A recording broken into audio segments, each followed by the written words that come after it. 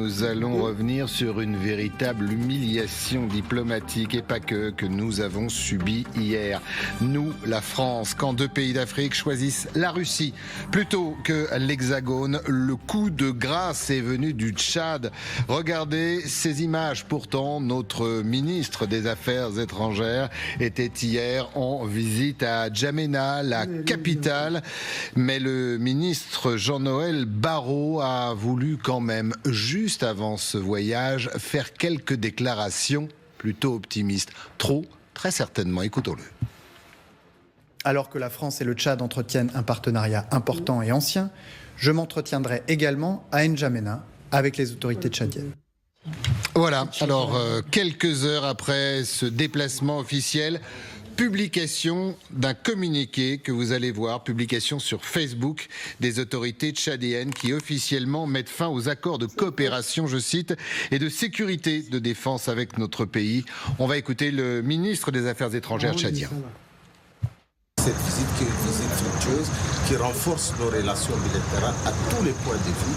Et la France est un partenaire essentiel, mais elle doit aussi considérer désormais que le Tchad a grandi, le Tchad a mûri, et le Tchad est un État souverain et très jaloux de sa souveraineté.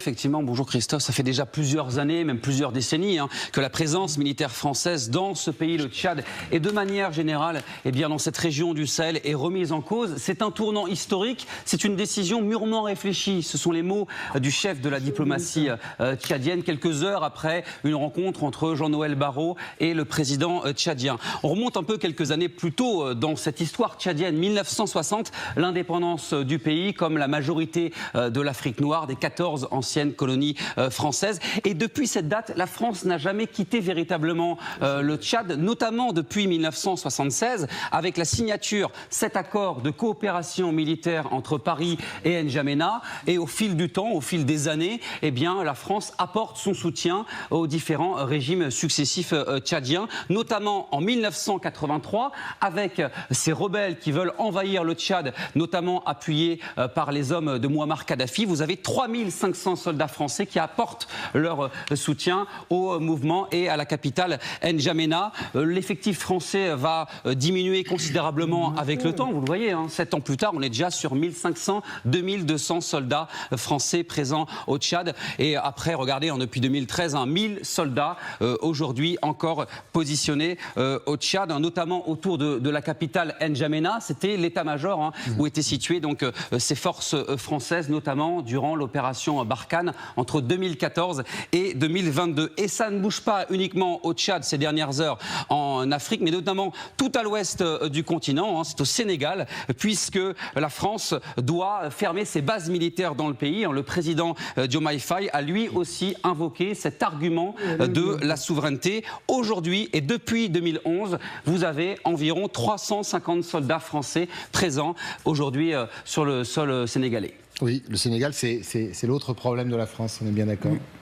Oui, effectivement, c'est l'autre problème de la France. Et alors, si on remonte quelques années plus tôt, ça fait déjà 2 ans que d'autres pays ont dit adieu aux forces françaises sur leur territoire, notamment pour le Mali, août 2022, 9 ans après une présence militaire française et l'opération Serval, notamment pour endiguer cette présence djihadiste et amenée ensuite par l'opération Barkhane. Les coups d'État successifs dans le pays 2020-2021 ont tendu les relations entre Paris et Bamako, et donc le départ progressif donc des troupes françaises. Les derniers militaires sont partis en août 2022. Autre départ, février 2023, quelques mois plus tard. C'est le cas du Burkina Faso, avec 15 ans de présence militaire française. Le départ et les derniers militaires qui quittent définitivement le pays. Le dernier exemple en date, c'est assez récent, il y a moins d'1 an, décembre 2023, nouveau départ des troupes françaises. Il y avait 1400 militaires qui étaient positionnés dans le pays.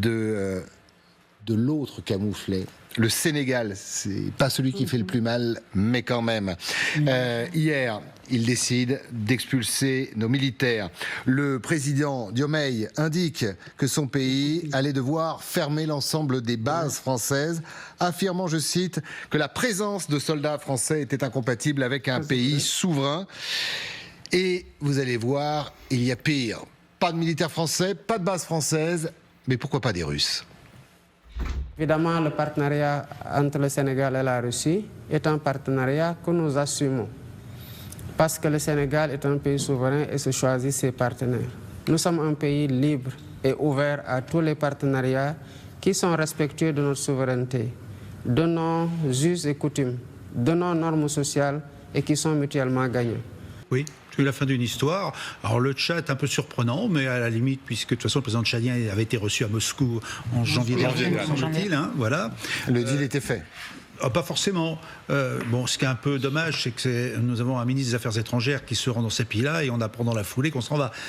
Voilà, ou qu'on était expulsé selon les... C'est pour ça qu'on l'a fait dans cette chronologie-là. Vous aviez l'image, vous aviez la déclaration avant en disant tout va bien aller, et à peine dans l'avion, le communiqué en disant la France dégage. Alors je ne suis pas sûr forcément que ce soit les Russes qui soient à la manœuvre ou les Chinois. Je dirais aussi que la politique française en Afrique méritait quand même d'être questionnée. Nous avons des grands principes, nous avons fait la morale à tout le monde. La morale ne fait ni l'économie ni la politique dans ces pays-là. Dès lors qu'on contestait peut-être aussi les régimes en place, qu'on se permettait de faire la leçon, peut-être aussi que ce comportement néocolonialiste peut-être... Le Tchad, on a moyennement fait la leçon quand même. Mais le Tchad, un cas particulier, pouvait indisposer forcément les dirigeants. D'un autre côté, est-ce qu'on avait encore quelque chose à y faire? Alors on est encore en Côte d'Ivoire. On est encore au Gabon pour l'instant. On est à Djibouti, dont on ne parle pas. Il y a quand même du monde. Maintenant, où sont nos intérêts? Toujours pareil.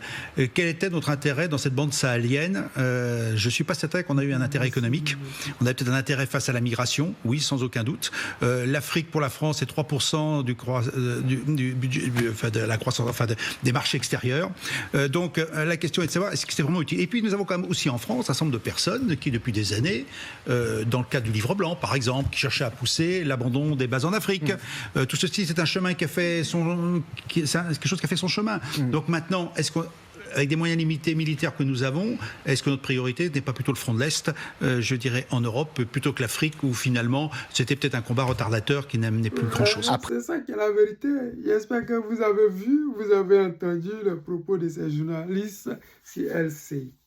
Vous-même, vous savez, ce qu'ils ne disent jamais aux Africains et aux Français, c'est que ces personnes-là, ils se sont attaqués à des dirigeants qui étaient aimés par le peuple ivoirien, le peuple africain. Ils se sont attaqués au président Gbagbo Laurent et après à Mohamed Kadhafi.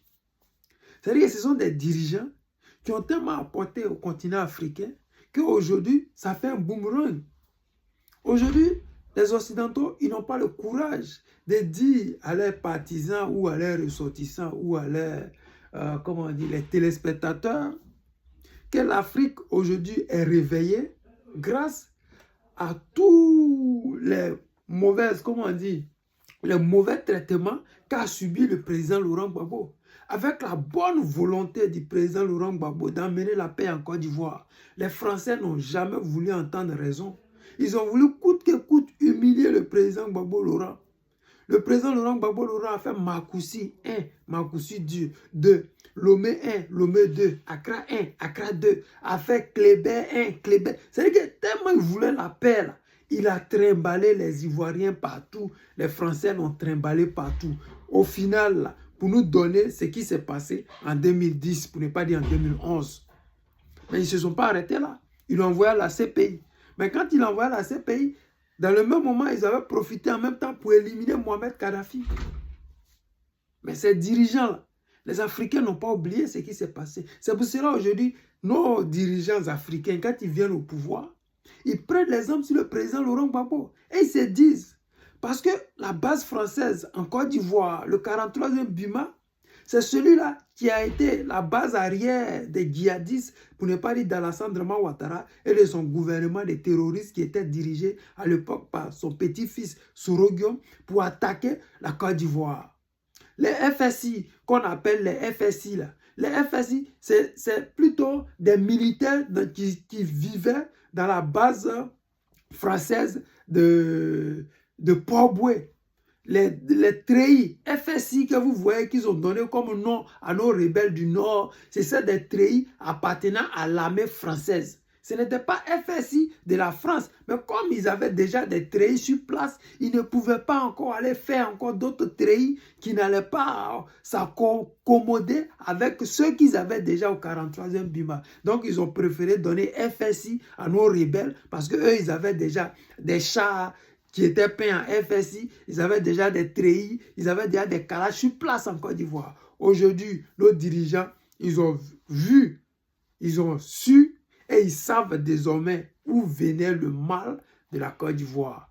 Ils ont vu le procès à la CPI et se sont rendus compte qu'il n'y avait rien dans le dossier. Mais simplement, par politique, ils ont gardé le président Laurent Gbagbo 10 ans hors du pays. Et le président Laurent Gbagbo il nous l'a dit. Ils m'ont écarté pour permettre à Dramane Ouattara de diriger 10 ans.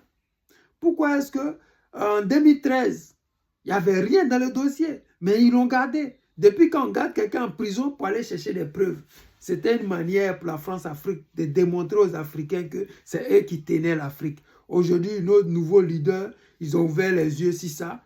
La première chose qu'ils font quand ils prennent le pouvoir, c'est de mettre la France dehors. Les Occidentaux n'ont pas le courage de dire ça à leurs dirigeants, pour ne pas dire de dire ça à leurs citoyens, parce que ça serait trop la honte. De dire que c'est la Russie qui chasse, c'est la Russie qui fait ça, c'est les conneries. Mais ça aussi, c'est encore mieux. Regardez aujourd'hui l'armée malienne, l'armée nigérienne, l'armée du Burkina Faso. Mais c'est une armée qui combat les terreaux, fa. Combien de terreaux ils éliminent chaque semaine, chaque jour. Avant, quand l'armée européenne était là, ils ne foutaient rien. Quand l'armée, soi-disant, Barkhane était là, mais ils ne faisaient rien. Les terroristes prenaient plutôt du territoire. Mais on ne montrait jamais ce qui se passe aujourd'hui à la télé. Alors qu'ils ont des satellites pour montrer des chars russes qui sont en Ukraine. Ils ont des satellites pour montrer des nouveaux missiles, l'impact des nouveaux missiles russes qui ont atterri en Ukraine. Mais ils n'avaient pas la possibilité de montrer aux Maliens où se trouvaient ces djihadistes. Mais nous, on savait qui étaient ces djihadistes, qui armait ces djihadistes. Et aujourd'hui, nos dirigeants, s'ils veulent la paix, ils prennent directement l'exemple de ces dirigeants de l'AES. Et ils ont su que le président Laurent Gbagbo souffrait de cette maladie-là. Mais je voulais dire encore à ces personnes-là, les amis, ne vous en faites pas. La base de la Côte d'Ivoire, là, elle sera démantelée après 2025. Ça, les Ivoiriens vont le faire. C'est cette rancune des Ivoiriens là qui a fait que sur les réseaux sociaux aujourd'hui, là, quand les Ivoiriens parlent, on les écoute. Ça fait que nous avons soutenu le Mali, l'AES, au moment où la France d'Alassane Dramane Ouattara, pour ne pas dire le gouvernement d'Alassane Dramane Ouattara, disait que nous, on n'aime pas la Côte d'Ivoire et qu'on soutenait l'AES contre la Côte d'Ivoire. Nous ne soutenions pas l'AES contre la Côte d'Ivoire, mais on soutenait l'AES contre la France-Afrique, parce que nous avons souffert de cette France-Afrique. Cette France-Afrique a mené des milliers d'Ivoiriens en exil. Cette France-Afrique a fait des milliers de morts en Côte d'Ivoire. Et nous ne voulions plus qu'en Afrique, nous puissions avoir ces milliers de morts gratuits pour rien, parce que ces dirigeants qui étaient à la base de nos malheurs n'ont jamais payé. Voici Soro Guillaume, il n'y a pas de mandat de la CPI contre lui.